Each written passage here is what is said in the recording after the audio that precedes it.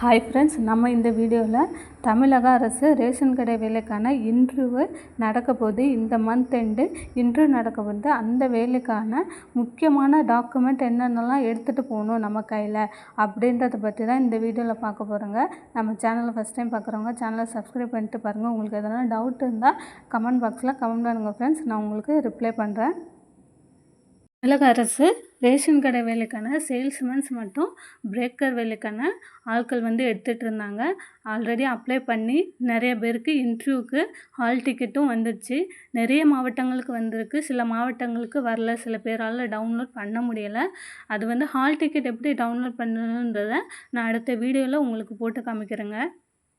இப்போது இன்டர்வியூக்கு தேவையான ஆவணங்கள் என்னென்ன, அதை நம்ம கையில் என்னென்னலாம் எடுத்துகிட்டு போகணும் அப்படின்றத பற்றி பார்க்கலாம்.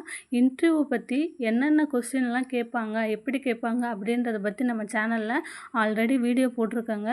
தெரியாதவங்க பார்த்து தெரிஞ்சுக்கோங்க. உங்களுக்கு எதனா டவுட் இருந்தால் கமெண்ட் பண்ணுங்கள், ரிப்ளை பண்ணுறேன். இப்போது நமக்கு இன்டர்வியூக்கு தேவையான டாக்குமெண்ட்டெல்லாம் என்னென்ன எடுத்துகிட்டு போகலாம் அப்படின்றத பற்றி இந்த வீடியோவில் பார்த்துலாங்க. முதலாவதாக பார்த்தீங்கன்னா, நம்ம இன்டர்வியூக்கு ஹால் டிக்கெட் கண்டிப்பாக எடுத்துகிட்டு போகணுங்க. ஹால் டிக்கெட் இல்லைன்னா உங்களை உள்ளே அலோவ் பண்ண மாட்டாங்க. ஹால் டிக்கெட் கண்டிப்பாக டவுன்லோட் பண்ணி எடுத்துகிட்டு போகணும். அதில் வர எல்லா பேஜையுமே டவுன்லோட் பண்ணணுமா அப்படின்றது கிடையாது. ஃபஸ்ட்டு பேஜை மட்டும் டவுன்லோட் பண்ணால் போதும். உங்கள் ஃபோட்டோ ப்ளஸ் உங்கள் நம்பர், உங்களோட application number, hall ticket date எல்லாம் இருக்கும் இல்லையா, அந்த ஃப்ரண்ட் பேஜை மட்டும் டவுன்லோட் பண்ணி எடுத்துகிட்டு போனால் போதும். கலர் பிரிண்ட் அவுட் எடுங்க, அப்போனா தான் ஃபோட்டோ தெளிவாக தெரியும். அடுத்ததாக நம்ம என்னென்ன டாக்குமெண்ட்டெல்லாம் நம்ம அப்ளை பண்ணும்போது நம்ம என்னென்ன டாக்குமெண்ட்லாம் ஜெராக்ஸ் அப்லோட் பண்ணியிருந்தோமோ அது எல்லாமே ஒரிஜினல் நீங்கள் எடுத்துகிட்டு போகணும். ஒரிஜினலும் எடுத்துகிட்டு போகணும், ப்ளஸ் ஒரு காப்பி இல்லை 2 காப்பி ஜெராக்ஸும் கையில் வச்சுக்கோங்க, கேட்பாங்க. அதுக்கப்புறமேட்டுக்கு நீங்கள் ஒரு வேளை உங்ககிட்ட அந்த ஒரிஜினல் இல்லை, நான் இன்னும் ஒரிஜினல் டிசி வாங்கலை, என்கிட்ட ஜெராக்ஸ் தான் இருக்குது அப்படின்னு நீங்கள் அங்கே போய் சொன்னீங்கன்னா அவங்க உங்களுக்கு எக்ஸ்ட்ரா டைம் கொடுக்க மாட்டாங்க. நீங்கள் ஒன்ஸ் நீங்கள் இன்டர்வியூக்கு போகும்போது நீங்கள் என்ன சர்டிஃபிகேட் சமர்ப்பிக்கிறீங்களோ அதன் அடிப்படையில் மட்டும்தான் உங்களுக்கு வேலை கிடைக்கும். ஒருவேளை நீங்கள் ஜெராக்ஸ் மட்டும்தான் வச்சுருக்கீங்க, என்னால் ஒரிஜினல் என்கிட்ட இல்லை, தொலைஞ்சு போச்சு, அந்த மாதிரி எதுனா சொன்னீங்கன்னா அவங்க அதை ஏற்றுக்கொள்ள மாட்டாங்க. நீங்கள் அதுக்கு முன்னாடி கண்டிப்பாக ஒரிஜினல் எல்லாத்துக்குமே ரெடி பண்ணி வச்சிடுங்க. உங்களால் காலேஜ்லேயோ ஸ்கூல்லேயோ உங்கள் சர்டிஃபிகேட் இருந்ததுன்னா அதையுமே வாங்கி கொண்டு வச்சிடுங்க. அடுத்ததாக நம்ம என்னென்ன டாக்குமெண்ட்லாம் அவங்க கேட்பாங்க, நம்ம எதெல்லாம் கையில் வச்சுருக்கணுன்றதை பற்றி பார்க்கலாம். ஃபஸ்ட்டு டேட் ஆஃப் பர்த்துக்கான ஒரு ப்ரூஃப் காட்டணும். நீங்கள் ஆதார் கார்டு இல்லை ஓட்டர் ஐடி இல்லை ஸ்கூல் டிசி அது எதுவாக வேணால் இருக்கலாம். ஆனால் டேட் ஆஃப் பர்த்துக்கான ஒரு ப்ரூஃப் காட்டணுங்க. இரண்டாவதாக கல்வி தகுதி சான்றிதழ். நீங்கள் 10th படிச்சிருந்தீங்கன்னா 10த்துக்கான டிசியோ மார்க் ஷீட்டோ கையில் எடுத்துகிட்டு போங்க. நீங்கள் 12th படிச்சிருந்தீங்கன்னா 12த்துக்கான டிசி மார்க் ஷீட்டு நீங்கள் எடுத்துகிட்டு போங்க. சேல்ஸ்மேனை பொறுத்த வரைக்கும் நீங்கள் 12th டிசி தாங்க காட்டணும். பேக்கராக இருந்தீங்கன்னா நீங்கள் 10th போதுமானது. அதுக்கு முன்னாடி நீங்கள் டிசியை ரெடி பண்ணி வச்சுக்கோங்க.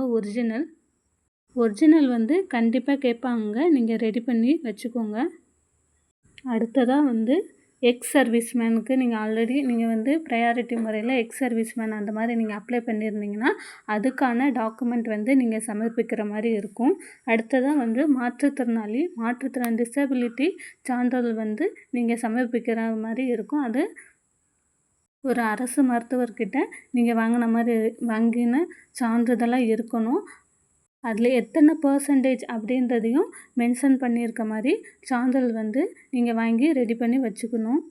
அடுத்ததாக நீங்கள் விடோ கேட்டகரியில் அப்ளை பண்ணியிருந்தீங்கன்னா விதவை சான்றிதழ் தமிழக அரசுகிட்டேருந்து நீங்கள் விதவை சான்றிதழ் நீங்கள் வாங்கி வச்சுருக்கணுங்க. அடுத்ததாக உங்களோட பாஸ்போர்ட் சைஸ் ஃபோட்டோ அது 1, 2, 3 கூட நீங்கள் வச்சுக்கோங்க தாராளமாக. அடுத்ததாக நீங்கள் ஆல்ரெடி கவர்மெண்ட் ஜாப்பில் ஒர்க் பண்ணிகிட்ருக்கிறவங்களா இருந்தீங்கன்னா உங்கள் ஆஃபீஸ்லேருந்து நீங்கள் என்ஓசி வாங்கி கொடுக்குற மாதிரி இருக்குங்க.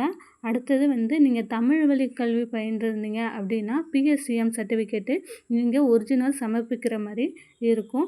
அடுத்தது ப்ரையாரிட்டியில் நீங்கள் முதல் தலைமுறை பட்டதாரியாக இருந்தாவோ இல்லை கலப்பு திருமணம் பண்ணியிருந்தாவோ அதுக்கான சர்டிஃபிகேட்டும் நீங்கள் சமர்ப்பிக்கிற மாதிரி இருக்கும். எல்லாமே ஒரிஜினல் வந்து கையில் எடுத்துகிட்டு போங்க ஃப்ரெண்ட்ஸ். ஒரிஜினலும் எடுத்துகிட்டு போங்க, ஜெராக்ஸும் எடுத்துகிட்டு போங்க. நீங்கள் வெறும் ஜெராக்ஸ் மட்டும் எடுத்துகிட்டு போனீங்கன்னா கண்டிப்பாக அவங்க வந்து ஏற்றுக்க மாட்டாங்க. இதை பற்றின உங்களுக்கு எதனா டவுட் இருந்தால் கமெண்ட் பாக்ஸில் கமெண்ட் பண்ணுங்கள் ஃப்ரெண்ட்ஸ். இந்த வீடியோ உங்களுக்கு பிடிச்சிருந்தால் லைக் பண்ணுங்கள், நம்ம சேனலை சப்ஸ்கிரைப் பண்ணுங்கள் ஃப்ரெண்ட்ஸ். தேங்க்யூ.